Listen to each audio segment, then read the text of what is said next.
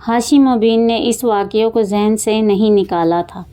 وہ ایک انتہائی محتاط طبیعت کے انسان تھے۔ وہ امامہ کے بارے میں پہلی بار اس وقت تشویش میں مبتلا ہوئے تھے جب اسکول میں تحریم کے ساتھ جھگڑے والا واقعہ پیش آیا تھا۔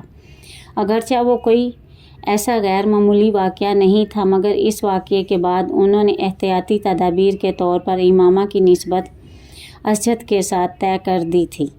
ان کا خیال تھا اس طرح اس کا ذہن ایک نئے رشتے کی جانب مبذول ہو جائے گا، اور اگر اس کے ذہن میں کوئی شبہ یا سوال پیدا ہوا بھی تو اسے نئے تعلق کے بعد وہ اس بارے میں زیادہ تردد نہیں کرے گی۔ ان کا یہ خیال اور انداز صحیح ثابت ہوا تھا۔ امامہ کا ذہن واقعی تحریم کی طرف سے ہٹ گیا تھا۔ اسجد میں وہ پہلے بھی کچھ دلچسپی لیتی تھی، مگر اس تعلق کے قائم ہونے کے بعد اس دلچسپی میں اضافہ ہو گیا تھا۔ ہاشم نے اسے بہت مطمئن اور مگن دیکھا تھا۔ وہ پہلے ہی کی طرح تمام مذہبی سرگرمیوں میں دلچسپی لیتی تھی، مگر اس بار جو کچھ وسیم نے اسے بتایا تھا اس نے ان کے پیروں کے نیچے سے زمین نکال دی تھی۔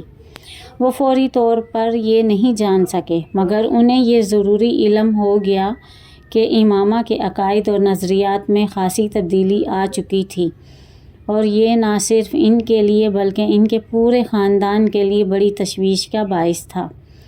وہ اپنی بڑی بیٹیوں کی طرح اسے بھی اعلیٰ تعلیم دلوانا چاہتے تھے، اور یہ اس لیے بھی اہم تھا کہ اسے شادی کے بعد خاندان میں جانا تھا۔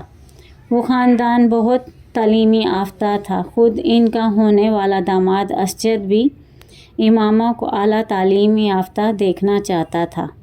ہاشم مبین کے لیے اس کی تعلیم کا سلسلہ منقطع کر کے اسے گھر بٹھا لینا آسان نہ تھا، کیونکہ اس صورت میں اسے اعظم مبین کو اس کی وجہ بتانی پڑتی، اور امامہ سے سخت ناراض ہونے کے باوجود وہ نہیں چاہتے تھے کہ اعظم مبین اور ان کا خاندان امامہ کے ان بدلے ہوئے عقائد کے بارے میں جان کر ورگزشتہ اور بدظن ہوں، اور پھر شادی کے بعد وہ اسجد کے ساتھ بری زندگی گزارے۔ انہوں نے ایک طرف اپنے گھر والوں کو اس بات کو راز رکھنے کی تاکید کی تو دوسری طرف امامہ کی منت سماجت پر اسے اپنی تعلیم جاری رکھنے کی اجازت دے دی۔ امامہ صبیہ کے لیکچر اٹینڈ کرنے اور اس کے ہاں جانے یا جلال سے ملنے کے معاملے میں اس قدر محتاط تھی کہ اس کا یہ میل جول ان لوگوں کی نظروں میں نہیں آ سکا۔ شاید اس کی وجہ ایک یہ بھی تھی کہ وہ جو ویریا اور رابعہ کو بھی ہر چیز کے بارے میں اندھیرے میں رکھے ہوئے تھی، ورنہ اس کے بارے میں ضرور کوئی نہ کوئی خبر ادھر ادھر گردش کرتی اور ہاشم مبین تک بھی پہنچ جاتی، مگر ایسا نہیں ہوا۔ ہاشم مبین اس کی طرف سے مطمئن ہو گئے تھے، مگر امامہ کے اندر آنے والی ان تبدیلیوں نے انہیں تشویش میں مبتلا کر دیا تھا۔ ان کے دماغ میں جو واحد حل تھا وہ اس کی شادی تھی۔ ان کا خیال تھا کہ اس کی شادی طے کر دینے سے کم از کم وہ خود امامہ کی ذمہ داری سے مکمل طور پر آزاد ہو جائیں گے۔ یہی وجہ تھی کہ انہوں نے اس طرح اس کی شادی اچانک کرنے کا فیصلہ کر لیا تھا۔ جلال میرے پیرنٹس اسجد سے میری شادی کر دینا چاہتے ہیں۔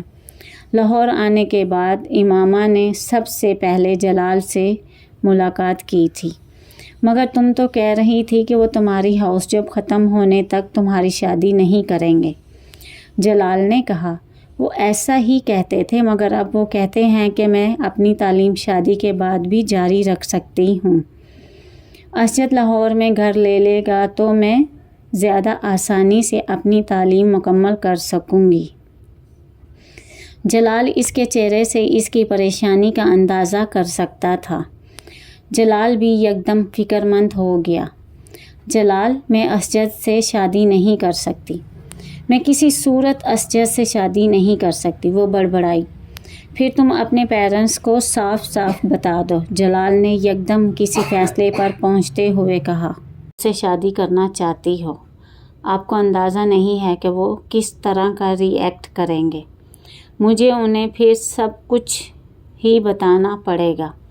وہ بات کرتے کرتے کچھ سوچنے والے انداز میں بولی، جلال آپ اپنے پیرنٹس سے میرے سلسلے میں بات کریں، آپ انہیں میرے بارے میں بتائیں۔ اگر میرے پیرنٹس نے مجھ پر اور دباؤ ڈالا تو پھر مجھے اپنا گھر چھوڑنا پڑے گا، پھر مجھے آپ کی مدد کی ضرورت پڑے گی۔ امامہ میں اپنے پیرنٹس سے بات کروں گا، وہ رضامند ہو جائیں گے۔ میں جانتا ہوں میں انہیں منا سکتا ہوں، جلال نے اسے یقین دلایا۔ پوری گفتگو کے دوران پہلی بار امامہ کے چہرے پر مسکراہٹ ابھری۔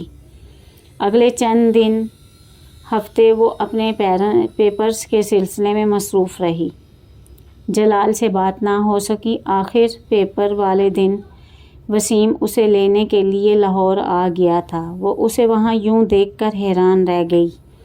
وسیم میں ابھی تو نہیں جا سکتی، آج تو میں پیپرز سے فارغ ہوئی ہوں، مجھے ابھی یہاں کچھ کام ہے، میں کل تک یہیں ہوں، اپنے دوست کے ہاں ٹھہر جاتا ہوں، جب تم اپنے کام نپٹا لو پھر اکٹھے چلیں گے۔ وسیم نے اس کے لیے مدافعت کا آخری راستہ بھی بند کر دیا۔ میں چلتی ہوں تمہارے ساتھ، امامہ نے کچھ بے دلی سے فیصلہ کرتے ہوئے کہا۔ اسے اندازہ تھا کہ وسیم اسے ساتھ لے کر ہی جائے گا۔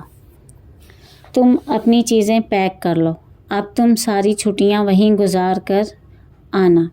اسے واپس مڑتے دیکھ کر وسیم نے کہا۔ اس نے سر ہلا دیا، مگر اس کا اپنی تمام چیزیں پیک کرنے یا اسلام آباد میں ساری چھٹیاں گزارنے کا کوئی ارادہ نہیں تھا۔ اس نے طے کیا تھا کہ وہ چند دن وہاں گزار کر کسی نہ کسی بہانے سے واپس لاہور آ جائے گی، اور یہی اس کی غلط فہمی تھی۔ رات کے کھانے پر وہ سب گھر والوں کے ساتھ کھانا کھا رہی تھی اور سب خوش گپیوں میں مصروف تھے۔ پیپرز کیسے ہوئے تمہارے؟ ہاشم مبین نے کھانا کھاتے ہوئے اس سے پوچھا۔ بہت اچھے ہوئے، ہمیشہ کی طرح، اس نے چاول کا چمچ منہ میں ڈالتے ہوئے کہا۔ ویری گڈ، چلو کم از کم پیپرز کی ٹینشن تو ختم ہوئی۔ اب تم کل سے اپنی شاپنگ شروع کر دو۔ امامہ نے حیرانی سے انہیں دیکھا۔ شاپنگ؟ کیسی شاپنگ؟ فرنیچر کی اور جیولرز کے پاس پہلے جانا تم لوگ، باقی چیزیں تو آہستہ آہستہ ہوتی رہیں گی۔ ہاشم مبین نے اس کے سوال کا جواب دینے کی بجائے اس بار اپنی بیوی سے کہا۔ بابا مگر کس لیے؟ امامہ نے ایک بار پھر پوچھا۔ تمہاری امی نے بتایا نہیں تمہیں کہ ہم نے تمہاری شادی کی تاریخ طے کر دی ہے؟ امامہ کے ہاتھ سے چمچ چھوٹ کر پلیٹ میں جا گرا۔ ایک لمحے میں اس کا رنگ فک ہو گیا۔ میری شادی کی تاریخ؟ اس نے بے یقینی سے باری باری سلمیٰ اور ہاشم مبین کو دیکھا، جو اس کے تاثرات پر حیران نظر آ رہے تھے۔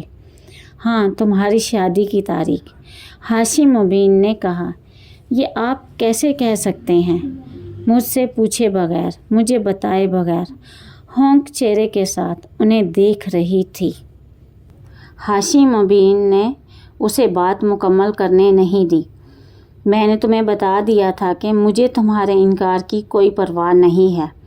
میں اسجد کے گھر والوں سے بات کر چکا ہوں، ہاشم مبین نے تیز آواز میں کہا۔ ڈائننگ ٹیبل پر یکدم گہری خاموشی چھا گئی تھی۔ کوئی بھی کھانا نہیں کھا رہا تھا۔ امامہ یکدم اپنی کرسی سے اٹھ کھڑی ہوئی۔ آئی ایم سوری بابا، مگر میں اسجد سے ابھی شادی نہیں کر سکتی۔ آپ نے یہ شادی طے کی ہے، آپ ان سے بات کر کے اسے ملتوی کر دیں، ورنہ میں خود ان سے بات کر لوں گی۔ ہاشم مبین کا چہرہ سرخ ہو گیا۔